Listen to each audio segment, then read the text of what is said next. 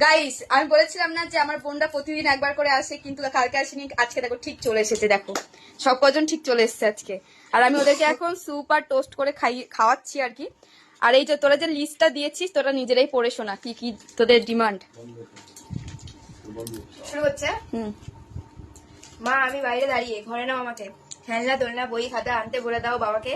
সোমবার 17 তারিখ সন্ধ্যে সবাইকে ডেকে খাওয়াবে পেট পুড়ে, আর মামা মাসিরা এলে তাদের হাতে 801 টাকা দেবে মুড়ে। ইতি তোমার আদরের কার্তি।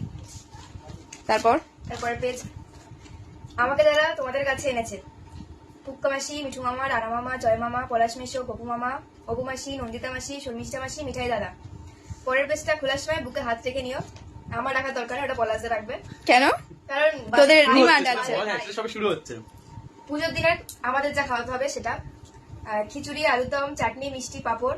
পুজোর পরের দিন যা যা খাওয়াবে, মিক্সড ফ্রাইড রাইস, চিকেন কষা, স্যালাড, মিষ্টি, চাটনি, পাঁপড়, আইসক্রিম, কোল্ড ড্রিঙ্কস, হাজমালা, পান। আর ডাক কুচুনিটা কেন বাদ যাবে? আচ্ছা এই অব্দি ব্যাস, বাকিটা আর বলা যাবে না। তা তোমাদের ডিমান্ড কি রাখতেই হবে এরকম ব্যাপার? হ্যাঁ অবভিয়াসলি একদম চেষ্টা করবো আমরা অনেক চেষ্টা কষ্ট করে- করবো, কিন্তু বলতে পারছি না এই বছর রাখতে পারবো কিনা। আমি আগেই বলে দিলাম, কারণ এই বছর হয়তো আমরা পুজোটা সেইভাবে করবো না। তো তোমাদের ডিমান্ড রাখার চেষ্টা করবো, সেই বছর না হোক পরের বছর হলেও রাখবো, ঠিক আছে? আচ্ছা তো আমার ফেসবুকের গাইজ দেবো তো টাটা।